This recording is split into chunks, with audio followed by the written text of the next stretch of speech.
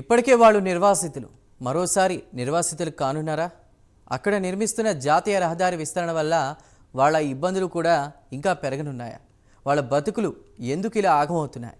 ఇలా ఎన్నిసార్లు తమ నివాసాలు మార్చుకోవాలని వాపోతున్నారు అక్కడి జనం. ఇంతకీ ఎక్కడ జరిగింది ఇదంతా?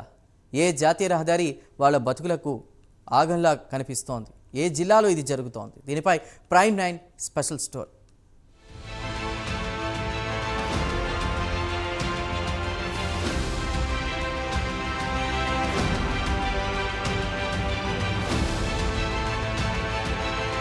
మంచిర్యాల జిల్లా మీదుగా నిర్మిస్తున్న 4 వరుసల జాతీయ రహదారి 63తో స్థానికుల బతుకులు ఆగమవుతున్నాయి.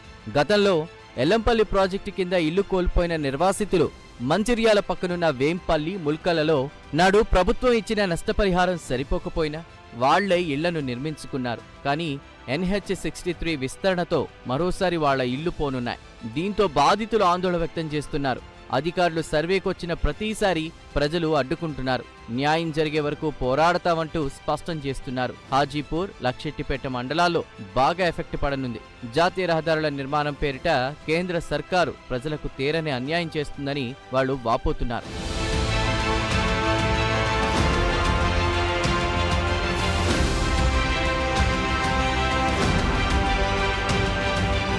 మంచిర్యాల జిల్లా మీదుగా నిర్మిస్తున్న 4 వరుసల జాతీయ రహదారి 63తో హాజీపూర్, లక్షెట్టిపేట మండలాల్లోని పలు గ్రామాల్లో ఇళ్లు, వాణిజ్య, వ్యాపార సముదాయాలతో పాటు వ్యవసాయ భూములను సైతం కోల్పోవాల్సి వస్తోంది. దీంతో ఆయా వర్గాల్లో ఆగ్రహం వ్యక్తమవుతోంది. ప్రజాభిప్రాయ సేకరణ చేయకుండా నోటిఫికేషన్ విడుదల చేయడం, పరిహారం మాటెత్తకుండా ఓవైపు అధికంగా మరోవైపు కొద్దిగా భూసేకరణ చేయడంపై నిరసన వ్యక్తమవుతోంది. పూర్తిస్థాయి స్పష్టత ఇచ్చే వరకు సర్వేను అడ్డుకుంటామని, న్యాయం జరిగే వరకు పోరాటం ఆపేది లేదంటూ బాధితులు తెగేసి చెబుతున్నారు. గతంలో ఎల్లంపల్లి ప్రాజెక్టు కింద ఇళ్లు కోల్పోగా మంచిర్యాల పక్కనున్న వేంపల్లి, ముల్కలలో రహదారి పక్కన ఇళ్లు కట్టుకున్నారు. వచ్చిన పరిహారం సరిపోకపోయినా అప్పోసప్పో చేసి ఇళ్లను నిలబెట్టుకున్నారు. కానీ ఇప్పుడు NH63 విస్తరణతో మరోసారి ఇళ్లు పోతాయంటే జీర్ణించుకోలేకపోతున్నారు.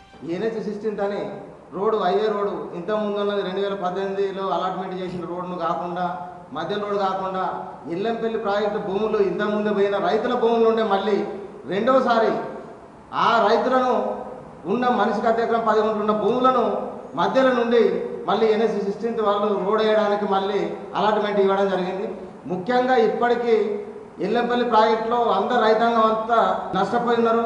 కాకుండా ఇప్పుడున్న భూములను వాళ్ళు వ్యవసాయ జీవనోపాధికి ఉపయోగించుకున్న తరుణంలో మళ్ళీ ఖచ్చితంగా NH63 వాళ్ళు రోడ్ వేస్తామని చెప్పి సర్వే చేస్తున్నారు.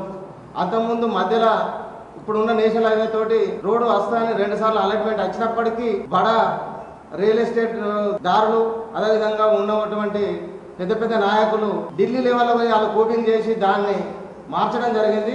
ఎంపీ గారు కానివ్వండి, ఎమ్మెల్యే గారు కానివ్వండి, ఖచ్చితంగా మాకు రైతులకు అండదండగా ఉండాలి, రైతులకు మేలు చేసే విధంగా ఇంత ముందు ఉన్నటువంటి అలాట్మెంట్ని కంటిన్యూషన్ చేయాలి, ఇప్పుడున్న అలాట్మెంట్ను ఖచ్చితంగా మార్చాలని వారికి విన్నవించుకుంటూ ఖచ్చితంగా రైతుల ప్రక్షాళన ఉంటూ రైతులకు మేలు జరిగే విధంగా చూడాలని చెప్తున్నాం.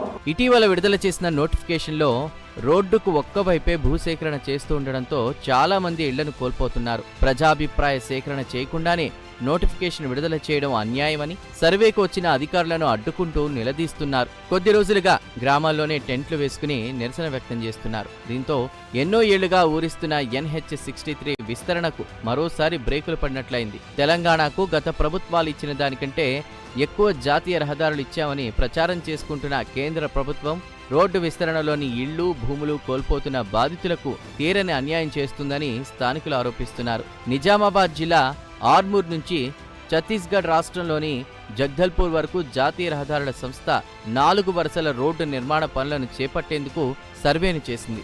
ఇందుకు గాను గత నెల 14న NHAI నోటిఫికేషన్ విడుదల చేసింది. ఈ అధికారులు ఇక్కడ కూడా లాలూచిపడి ఒక 4-5 వ్యక్తుల కోసం నిరుపయోగులైనటువంటి కాయకష్టం చేసి ఆ పంట మీద మేము బతుకుతామో, చస్తామో, అప్పుల పాలవుతామో, ఏమైతే తెలియని దిక్కులేని పరిస్థితుల్లో కుటుంబాన్ని పోషించుకునేటువంటి రైతుల భూమి మీద వాళ్ళ అధికారుల కన్నుబడ్డది. ఈ రైతులలో ఐక్యంగా ఉండరు, వీళ్ళు కలిసి ఉండరు, వీళ్ళు సంఘటితం కారు. కాబట్టి వీళ్ళ భూములకు వెళ్ళి మేము రోడ్లు వేసుకుంటే వీళ్ళు రారు, వీళ్ళతో ఉద్యమం కాదు, వీళ్ళు ఢిల్లీ బహుత్ దూరే, ఢిల్లీ దాకా వీళ్ళు వస్తారా, వీళ్ళు మాట్లాడతారా, వీళ్ళకి అంత తెలివి ఉన్నదా అనే ఆలోచనలో ఇవాళ అధికారులు వీళ్ళని తప్పుదారి పట్టిస్తున్నారు. ఇప్పటికి కూడా మంచిర్యాల పీడీ ఆఫీస్లో ఇన్ఫర్మేషన్ యాక్ట్ కింద మేము ప్రజలుగా మేము అడిగితే ఇప్పటికీ పీడీ గారు ఇస్తున్న సమాధానం ఏంది, మా దగ్గర సమాచారం లేదు. 3 గెజిట్లకు సంబంధించినటువంటి ఆధారాలు మాకు ఇవ్వండి అని అంటే మా దగ్గర ఏది లేదు, ఢిల్లీ వాళ్ళు ఏది చెప్పితే దాని ప్రకారంగానే మేము ఇక్కడ నడుస్తూ ఉన్నాము, కాబట్టి మాకు ఏం సంబంధం లేదు, మొత్తం ఢిల్లీ నుంచే నడుస్తుందని చెప్తున్నారు. మరి ఇక్కడ ఇంత పెద్ద రోడ్డు 4,800 కోట్ల రూపాయలు వాళ్ళ ప్రజాధనాన్ని పెట్టి కడుతున్నటువంటి ఈ రోడ్డుకి 3 సార్లు అలైన్మెంట్ మారుస్తే సరైన కారణాలు ఇప్పటి వరకు నేషనల్ హైవే అథారిటీ వాళ్ళు ఎందుకు ఇస్తలేరు. కానీ ఇవాళ ఇక్కడ 3,500 కోట్ల ప్రజాధనం ఇక్కడ దుర్వినియోగం అవుతుంది. దీన్ని దయచేసి ఢిల్లీ స్థాయిలో, పతాక స్థాయిలో ఇక్కడ అధికారులు చేసినటువంటి తప్పిదాలు, అధికారులు చేస్తున్నటువంటి లాలూచి ఏదైతే ఉన్నదో దీన్ని ఢిల్లీ పెద్దలకు తెలిసే విధంగా, ఢిల్లీలో ఉన్నటువంటి పెద్దలకు ఇక్కడ జరుగుతున్నటువంటి తతంగం తెలియదు, అక్కడ ఉన్న మినిస్టర్స్కి తెలియదు, అక్కడ ఉన్న ఐఏఎస్ అధికారులకు తెలియదు. ఈ మధ్యలో ఉన్నటువంటి లాబింగ్ గానిలే ఇవాళ మొత్తం ఈ వ్యవస్థను కొలాప్స్ చేస్తున్నారు. మంచిర్యాల జిల్లాలోని గూడెం గోదావరి బ్రిడ్జ్ నుండి క్యాతన్పల్లి వరకు 36 కిలోమీటర్ల మేర ఏ సర్వే నంబర్లో ఎంత భూమి సేకరిస్తారో నోటిఫికేషన్లో పొందుపరిచారు. దీనికి సంబంధించిన ఓ మ్యాప్ను సైతం విడుదల చేశారు. దీని ప్రకారం లక్సేటిపేట పట్టణంలో బైపాస్ కాకుండా పట్టణం మధ్యలో నుంచి గుడిపేట, ముల్కల్ల వరకు రోడ్డు పోనుంది. పైగా రోడ్డుకు ఒకవైపు అధికంగా, మరోవైపు తక్కువగా భూసేకరణ చేస్తున్నారు. అధికంగా భూసేకరణ చేసే వైపు కొందరు ఇళ్లను కోల్పోవాల్సి వస్తోంది. ఇలా ఇళ్లు కోల్పోతున్న వారికి పరిహారం ఎంతిస్తారో చెప్పకుండానే అధికారులు సర్వే చేస్తున్నారు. దీంతో బాధితులు ఇంటికి, స్థలానికి, వ్యాపార వాణిజ్య సముదాయాలకు ఏ ప్రతిపాదికన నష్టపరిహారం ఇస్తారో చెప్పాకే సర్వే చేయాలని డిమాండ్ చేస్తూ కూడా అధికారులు సర్వేకొచ్చిన ప్రతిసారి అడ్డుకుంటున్నారు. గడిచిన కొన్ని రోజులుగా ముల్కల్ల, గుడిపేట గ్రామాల్లో ఇది నిత్యకృత్యంలా మారింది.